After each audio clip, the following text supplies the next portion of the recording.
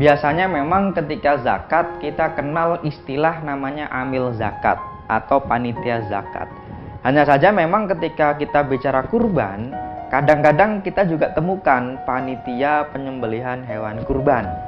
Pertanyaannya adalah, apakah sama antara amil zakat dengan amil kurban? Atau amil zakat itu apakah memang benar-benar juga amil kurban? Begini, memang ketika bicara tentang zakat dan kurban, ternyata memang ada sedikit perbedaan, bahkan tidak sedikit, secara prinsip juga nanti beda. Pertama adalah terkait hukum itu sendiri. Para ulama menyebutkan bahwasanya zakat itu hukumnya wajib bagi yang mampu, beda dengan kurban. Mayoritas ulama menyebutkan bahwasanya kurban itu hukumnya adalah sunnah. Ada yang mengatakan sunnah muakkadah. Maka pertama kali yang menjadi perbedaan adalah terkait hukumnya antara wajib dan sunnah. Yang kedua, ternyata terkait masorif atau penerima dari zakat dan penerima kurban itu beda. Bedanya di mana? Gini, kalau di Quran penerima zakat memang disebutkan bahwasanya dia termasuk asnaf tamaniyah, yaitu 8 golongan. Adapun ketika bicara tentang penerima kurban, itu tidak dibicarakan tentang 8 golongan. Boleh disodakohkan, boleh dihadiahkan, bahkan boleh dimakan sendiri. Artinya penerimanya beda. Itu yang kedua.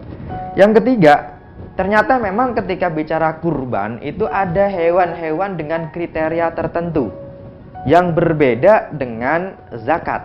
Maka perbedaan ketiga adalah ketika bicara tentang udhiyah atau kurban, memang hewannya udah tertentu dan dia harus disembelih. Kemudian di antara perbedaan antara zakat dan kurban, ternyata memang kalau kita bicara fakta sejarah di zaman Nabi, tidak kita temukan yang namanya amil kurban. Beda dengan zakat. Maka kalau kita bicara zakat, bayar zakat kepada amil.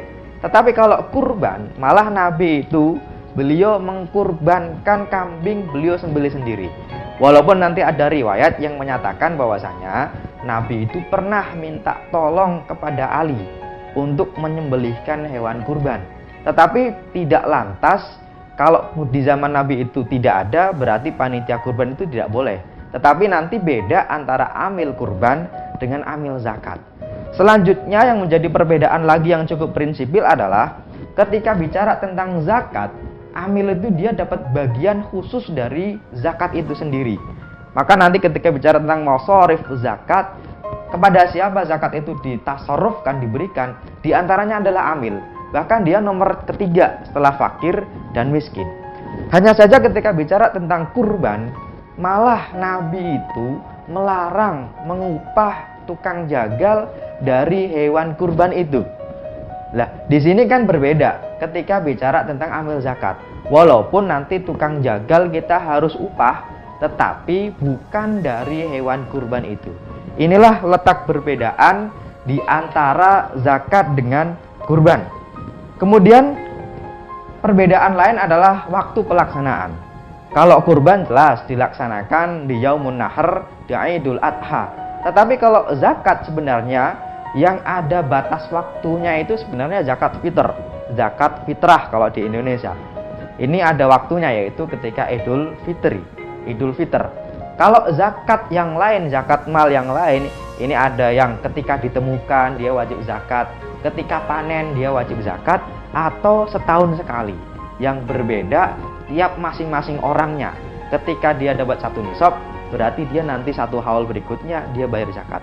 Inilah sedikit perbedaan antara ibadah zakat dengan ibadah kurban, amil zakat dengan amil kurban. Artinya ternyata memang amil kurban itu tidak seperti amil zakat.